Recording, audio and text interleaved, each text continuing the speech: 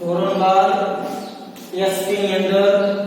SP વિભાગમાં chapter number 2 share ફેરબદલી અને શેરનું કાયદાકીય હસ્તાંતરણ. આપણે ચેપ્ટર નંબર 1 માં શેર બહાર પાડવા, શેર કઈ રીતે બહાર પાડવામાં આવે છે, શેરની ખરીદ હોય તો શું પ્રક્રિયા છે, શું પ્રોસેસ છે, એના વિશે આપણે અભ્યાસ કર્યો કે શેરના કઈ રીતે હપ્તા ભરવામાં છે, શેર જપ્ત કઈ રીતે કરવામાં આવે છે, શું કાંઈ તે. હવે શેર ફેરબદલી અને શેરનું કાયદાકીય હસ્તાંતર. શેર ફેરબદલીમાં શેરનું વેચાણ કરવું છે, ફેરબદલ કરવા છે, અને શેરનું કાયદાકીય રીતે હસ્તાંતર થાય ફરજિયાત રીતે, એના વિશેનો અભ્યાસ આપણા ચેપ્ટરમાં કરવાનો છે કે શેર કઈ રીતે ફેરબદલ કરી શકાય છે.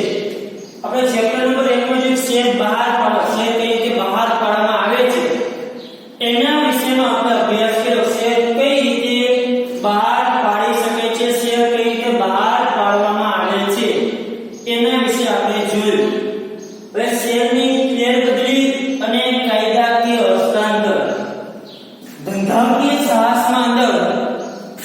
મુખ્યત્વે 3 સ્વરૂપ છે. તો કે સૌપ્રથમ પહેલું છે વૈયક્તિક માલિકી.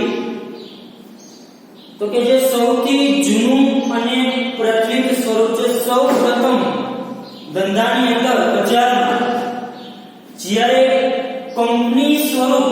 અસ્તિત્વમાં નહોતું ત્યારે, કંપની સ્વરૂપ તો છેલ્લે અસ્તિત્વમાં આવ્યું, તે પહેલા સૌપ્રથમ વૈયક્તિક માલિકી ધંધાનું પહેલું સ્વરૂપ અસ્તિત્વમાં હતું. તો કે વૈયક્તિક માલિક એટલે જે એક વ્યક્તિ ધંધો કરતા હોય તેવા વેપારીઓ જેને કહી શકાય કે ઓન્લી ફોર વન પર્સન, એક જ વ્યક્તિ ધંધો કરે અને પોતે નફો થાય તો પણ ભલે, નુકસાન થાય તો પણ ભલે, એક જ વ્યક્તિ ભોગવે. પણ વૈયક્તિક માલિકીની મર્યાદા હતી. તો કે એક જ વ્યક્તિ ધંધો કરતો હોવાથી એ વ્યક્તિને બહાર ગામ ખરીદી કરવા જવાનું થાય, ક્યારેક લગ્ન પ્રસંગ આવે કે અન્ય કોઈ પણ કારણ જ્યારે આવે ત્યારે એ ધંધો બંધ કરવો પડે. કેમ કે એક વ્યક્તિ હોતી ધંધો બંધ કરવો, બહાર જવાનો ધંધો દુકાન બંધ કરી અને બહાર જવો તો એ સમયગાળા દરમિયાન ધંધો બંધ રહેતો. બીજું તો કે મૂડીની જરૂરિયાત. તો કે એક જ વ્યક્તિઓથી મૂડી પણ, રૂપિયા પણ પ્રમાણમાં લઈ આવી શકે, વધારે નાણું લઈ આવી શકે, એની જેટલી કેપેસિટી હોય તેટલું નાણું લઈ આવી શકતો. એટલે કે વૈયક્તિક માલિકીની શ્રમ અને મૂડી આ બે મર્યાદા. એક તો શ્રમ, તો કે ભાઈ એક જ વ્યક્તિઓથી શ્રમની મેળે ભાઈ વ્યક્તિ થાકી જાય, એની કેપેસિટી એટલું કાર્ય કરે, અને મૂડીની મર્યાદાના કારણે તો કે ભાગીદારી પેઢીનો જન્મ થયો. પછી એને ભાગીદારી પેઢીની શરૂઆત કરવામાં આવી. તો કે જે વૈયક્તિક માલિકીની મર્યાદાથી શ્રમ અને મૂડી, તો કે એક જ વ્યક્તિ ધંધો કરતો હતો એટલે મૂડી પ્રમાણમાં લઈ શકે અને શ્રમની પણ મર્યાદા ઊભી થતી, અને એના કારણે અસ્તિત્વમાં આવી ભાગીદારી પેઢી. તો કે ભાગીદારી પેઢીની શરૂઆત થઈ. કે ભાગીદારી પેઢી તમે ધોરણ 11 માં એની વ્યાખ્યા ભણી ચૂક્યા હોય બધા BA ની અંદર કે ભાગીદારી પેઢી બે કે તેથી વધારે વ્યક્તિઓ નફો વેચવા સંમત થાય, જોડાય. બે કે તેથી વધારે વ્યક્તિઓ કોઈ પણ ધંધો શરૂઆત કરે અને નફો નુકસાન વેચવા માટે જોડાય, જેને ભાગીદારી પેઢી કહેવાય. કે બે કે તેથી વધારે વ્યક્તિ તો કે ધંધાની શરૂઆત કરે. તો કે 5 જણાની આપણે ભાગીદારી પૂર્ણ કરીને આપણે ભાગીદારી પેઢી વિશે ચર્ચા કરી હતી. તો કે ભાગીદારી પેઢી એટલે કે બે કે તેથી વધુ વ્યક્તિ ધંધો કરે. હવે એના કારણે શું છે કે બે કે તેથી વધુ વ્યક્તિ ધંધો શરૂઆત કરી અને થોડીક મૂડીની મર્યાદા થોડીક ઓછી થઈ. કેમ કે 5 જણા ધંધો કરે તો બધે રૂપિયા લઈ આવી શકે, એકલો કરે 5 જણા કરે, અને શ્રમની મર્યાદા થોડી દૂર થઈ ગઈ. ભાઈ 3 વ્યક્તિ હોય તો એક વ્યક્તિ કદાચ 12 જણા થાય ખરીદી કરવા જવાનું થાય તો બીજો વ્યક્તિ ધંધો સંભાળી શકતો. એટલે શ્રમની મર્યાદા દરેક દૂર થઈ જાય. ઓકે, હજી મૂડીની મર્યાદા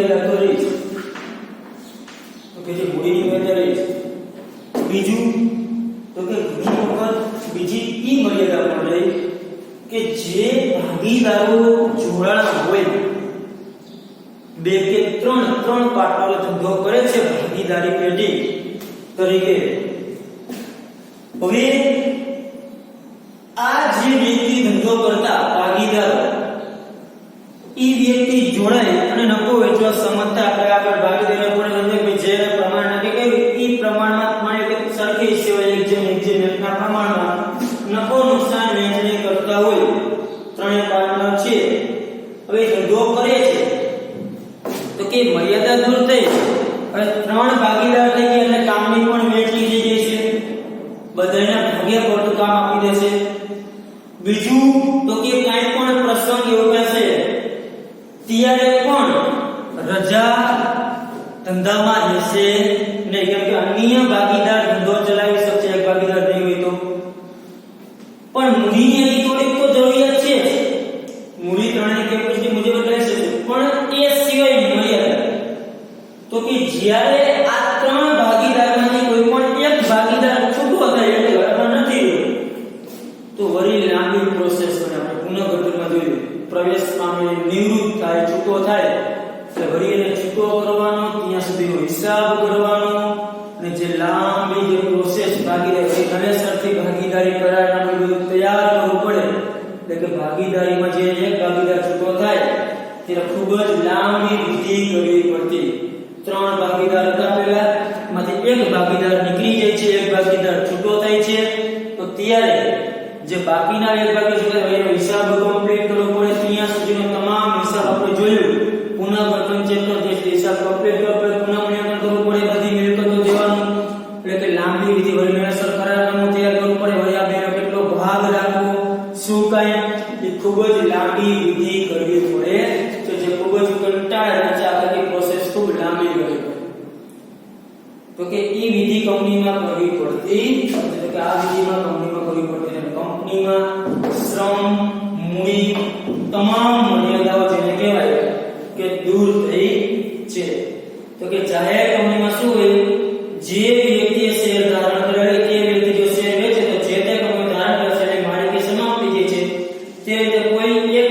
વસ્તુની મુક્ત લેવે થઈ શકે, તે રીતે શેરની પણ મુક્ત લેવે થઈ શકે છે, શેરની મુક્ત શેર તો કે કંપની સ્વરૂપ આવ્યું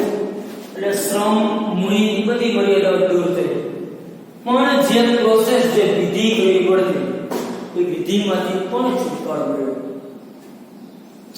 તો કે શેરની મુક્ત ફેરબદલી, જેમ વસ્તુની ફેરબદલી થાય છે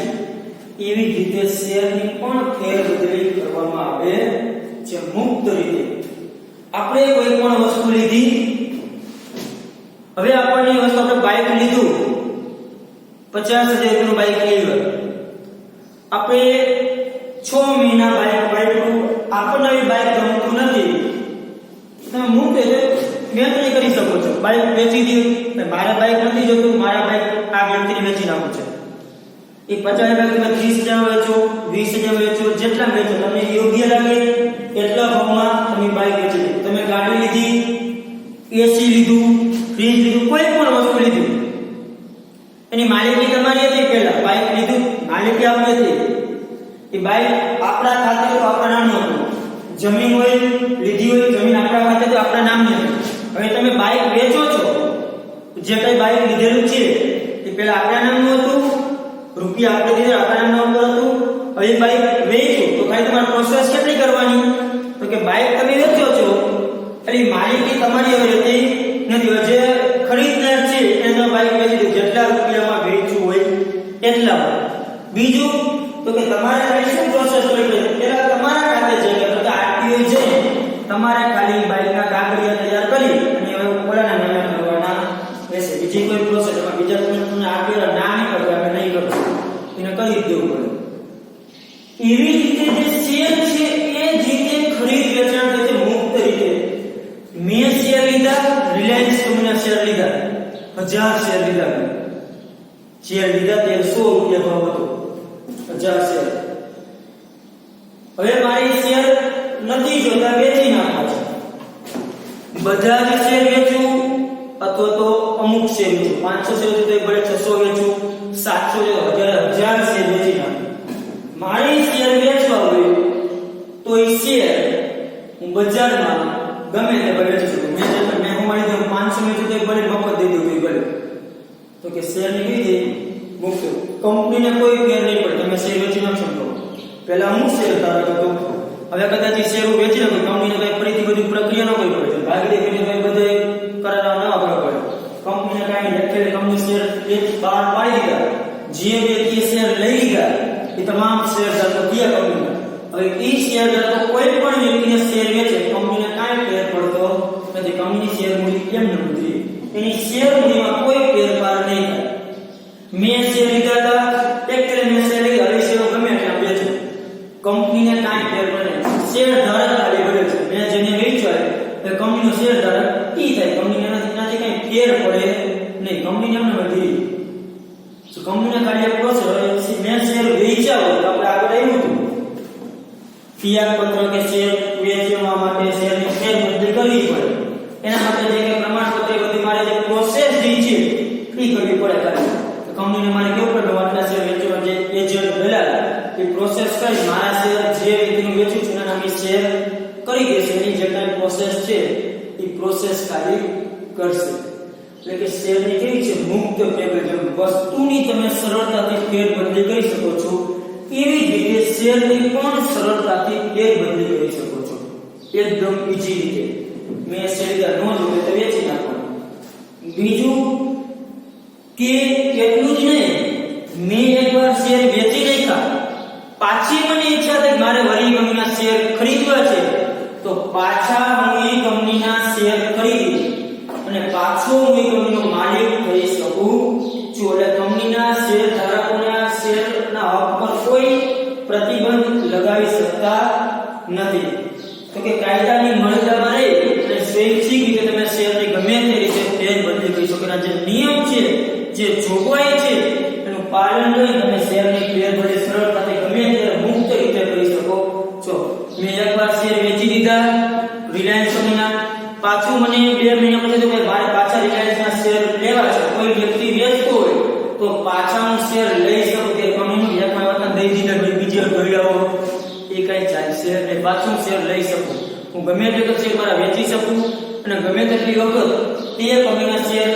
લઈ પણ શકું છું. એટલે કે શેરની ફેરબદલી કઈ છે મુક્ત. જેમ વસ્તુની ફેરબદલી છે તેવી રીતે હીરો કંપનીનું બાઇક લીધું વેચી નાખું, પાછું હીરો કંપનીનું બાઇક લેવા જાવ, હીરો કંપની એમ ન કે એકવાર તો લઈ ગયા પાછું વેચી નાખું ભરી લેવા આવ્યો, એ કોઈ બાંધછોડ નથી. ભરી તમારા સાથે કરો છો એની બાઇક, તો કે આપણું જે બાઇક લીધું એની બાઇક પાછું ખરીદી કરી શકું. એટલે એનો જે ચાર્જ હોય તેમાં ચાર્જ ચૂકવવો પડે દલાલી તે. એટલે કે શેર જેમ આપણે બાઇક લઈએ, મેં જ બાઇક બધી વેચી નાખી હોય પાછું એની બાઇક હું ખરીદી કરી શકું. કંપની નાની પણ જે આરટીઓ જે 1000 રૂપિયા 1500 ચાર્જ છે ખાતું ટ્રાન્સફર કરવાનું તમારા ખાતે કરવાનું, એ ચાર્જ તમારે ચૂકવવો પડે. એવી જ રીતે શેરમાં પણ જે ચાર્જ હોય એ ચાર્જ માત્ર ચૂકવવો પડતો હોય છે. બાકી કોઈ પણ વ્યક્તિ ગમે તેટલી વખત શેરનો ખરીદ વેચાણ કરી શકે છે. કેવી છે શેરની એમ છે મુક્ત ફેરબદલી છે, સરળતાથી શેરની ફેરબદલી થઈ શકે છે. જે જોગવાઈ છે એ જોગવાઈનું પાલન કરીને તો કે શેરની ફેરબદલી કરવામાં આવે છે. એટલે કે કાયદાકીય પ્રક્રિયાની અંતર્ગત જે ફેરબદલી થાય તેને તો કે કાયદાકીય હસ્તાંતર કહેવામાં આવે છે. આપણામાં સ્વૈચ્છિક શેર ફેરબદલી અને કાયદાકીય હસ્તાંતર એટલે શું એના વિશે આપણે અભ્યાસ કરવાનો છે. તો કે કોઈ પણ વ્યક્તિ જે શેર છે એ ગમે તેટલી વખત ખરીદ વેચાણ કરી શકે છે. એટલે કંપની જે મૂડી ઊભી કરે છે શેર મૂડી દ્વારા મૂડી ઊભી કરતી હોય છે. અને શેર મૂડીમાં જે શેરની ફેરબદલી છે એ પણ મુક્ત રીતે ફેરબદલી છે. એના હક ઉપર કોઈ પ્રતિબંધ લગાવી શકતું નથી. કોઈ પણ વ્યક્તિ પોતાના શેર ગમે તેને વેચી શકે છે પોતાની ઈચ્છાએ સ્વેચ્છાએ ગમે તેટલા ભારે. કંપની એને કોઈ બાંધછોડ કરી શકતી નથી, કંપનીના પર કોઈ પગલાં લઈ શકતી નથી. ખાલી તમારે શેરની ફેરબદલી કરવી છે તેની જે પ્રોસેસ સાથે તમારે ખાલી પ્રોસેસ કરવી પડે છે. ફેરબદલી જે વિધિ કરવી પડતી હોય એ વિધિ તમારે કરવી પડે. બાકી તમે તમારા શેર ગમે તે રીતે વેચી શકો છો અને તમે ગમે ત્યારે પાછી શેરની ખરીદી પણ કરી શકો છો. એમાં કોઈ તમને રોકી શકતું નથી. જે આપણી ઈચ્છાની વાત છે એમાં કોઈ તમને કાંઈ કરી શકતું નથી. એટલે શેરની જે ફેરબદલી છે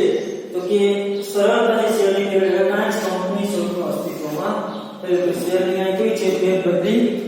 કોઈ પણ વ્યક્તિ કદાચ શેર વેચી નાખે તો એનાથી કંપનીને કાંઈ ફેર પડતો ખાલી શેર ધારક બદલે પેલા હું શેર ધારક હોય તો જેને શેર ખરીદી કર્યા છે તો કે એ શેર ધારક છે ખાલી શેર ધારક જે શેર હોલ્ડર છે એમાં ફેરફાર જોવા મળે છે હવે શેરની ફેરબદલી એટલે શું એનો આપણે અર્થ આપણે કીધું કે શેરની મુક્ત ફેરબદલી કરવામાં આવે તો શેરની ફેરબદલી કેવી છે તો કે કોઈ પણ વ્યક્તિ સરળતાથી શેરની ફેરબદલી કરી શકે છે પણ શેરની ફેરબદલીનો આપણે અર્થ એ કે શેરની ફેરબદલી એટલે શું તો કે સામાન્ય અર્થમાં કહીએ તો શેરધારક પોતાની પાસેના શેર સ્વૈચ્છિક રીતે એટલે કે પોતાની ઈચ્છાથી અન્ય કોઈને વેચે કે પોતાની માલિકી હક અન્ય વ્યક્તિની તરફેણમાં જતો કરે અને જે તે શેરની માલિકી હકની ફેરબદલી થાય તેને શેર ફેરબદલી કહેવામાં આવે છે સામાન્ય રીતે વ્યાખ્યા છે તો કે કોઈ પણ શેરધારક પોતાની પાસેના જે શેર છે હું શેર મારી પાસેના શેર સ્વૈચ્છિક રીતે મારી ઈચ્છાથી સ્વેચ્છાએ કોઈના દબાણથી કોઈ પણ શેરધારક પોતાની પાસેના જે શેર છે એની પાસેના જે શેર છે એ શેર સ્વૈચ્છિક રીતે એટલે સ્વેચ્છાએ અન્ય કોઈને વેચે પોતાની ઈચ્છાથી પોતાની પાસેના જે શેર છે એ અન્ય કોઈને વેચે કે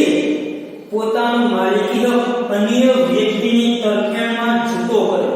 કે પોતાનો જે માલિકી હક એટલે કે શેર એની પાસે હતા શેર એટલે કે શેરની માલિકી તે વ્યક્તિ હતી તો કે એ માલિકી હક જે છે શેરનો એ અન્ય વ્યક્તિની તરફેણમાં જતો કરે મારો માલિકી હક છે શેરનો એ હું આ વ્યક્તિની તરફેણમાં જતો કરવા માંગુ છું એટલે કે અન્ય વ્યક્તિની તરફેણમાં જતો કરે અને જે તે શેરની માલિકી હકની ફેરબદલી થાય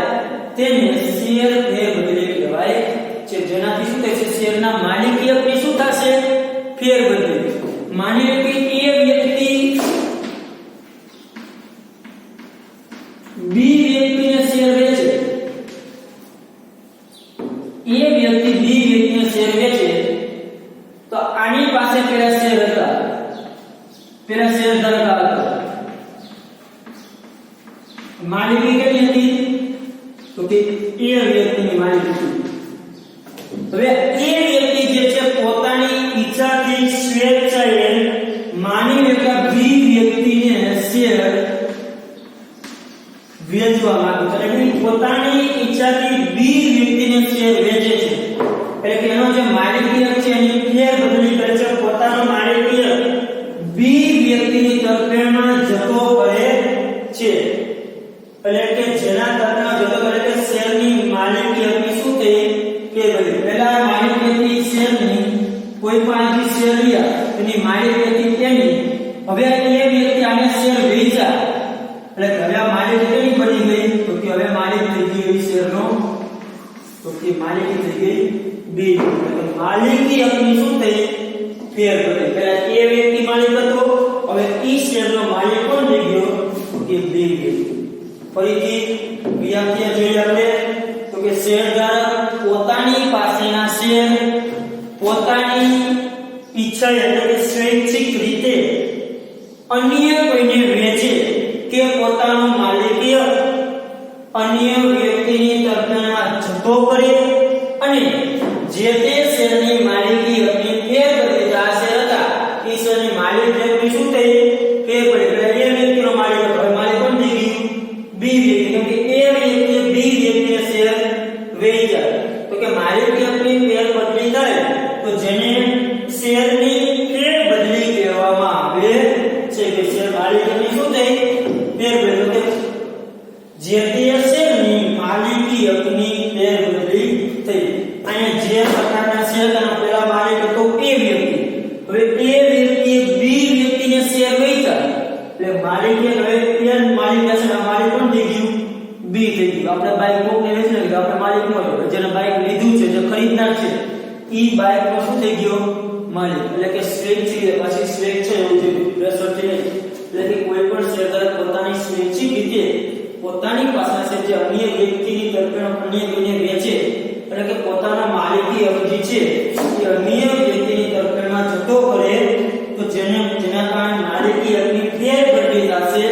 જેને શેર ફેરબદલી તરીકે ઓળખવામાં આવે છે જેને શું કહેવાય છે શેરની ફેરબદલી કહેવાય કે ભાઈ માલિકીનું શું થયું ફેરબદલ કરવામાં આવી ત્યાર પછી બીજી વ્યાખ્યા છે કંપનીની સંમતિની અપેક્ષા તો કે માલિકીના વેપારમાં કંપનીમાં સંમતિ આપવું જોઈએ તમે જે પ્રોસેસ સમજી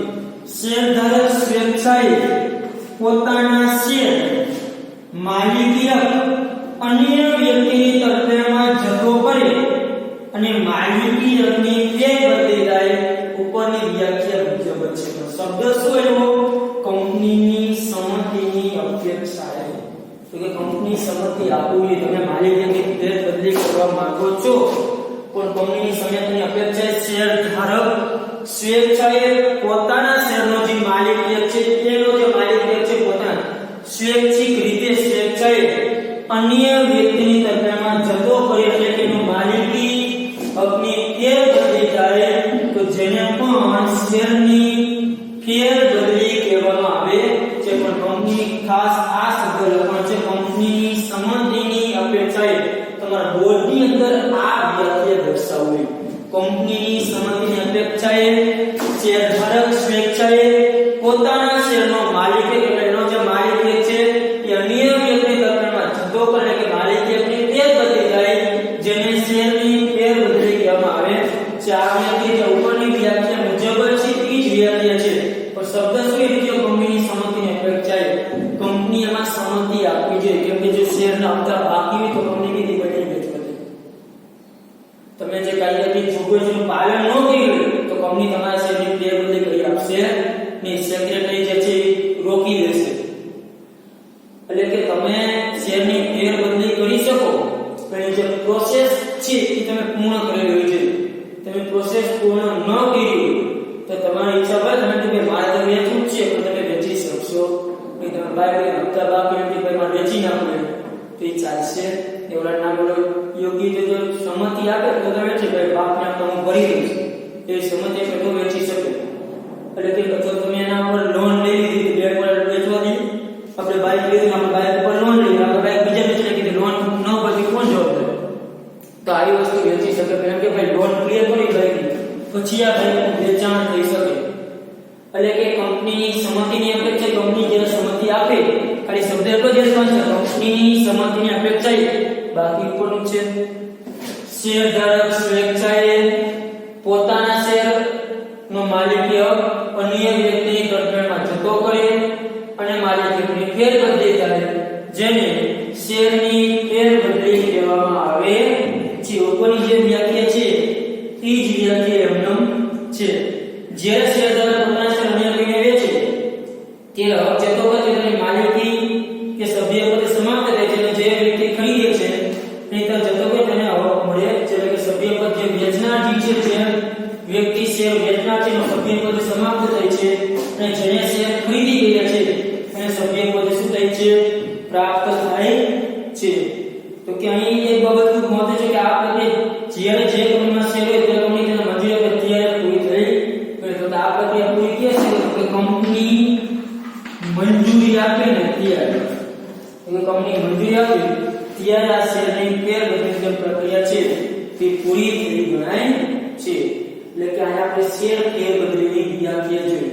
જ્યાં બે વ્યાખ્યા આપે છે શેરની ફેરબદલીમાં કોઈ પણ એક વ્યાખ્યા લખી શકો જો આ વ્યાખ્યા લખી શકો ના લે પણ આ વ્યાખ્યા છે ખૂબ ઈઝી છે કંપની સંમતિની અપેક્ષાએ શેરધારક સ્વેચ્છાએ પોતાના શેરનો માલિકી હક અન્ય વ્યક્તિની તરફેણમાં જતો કરે જેને શેરની ફેરબદલી કહેવામાં આવે છે શેરની ફેરબદલી વેચનારને સભ્યપદ સમાપ્ત થાય જે ખરીદનાર છે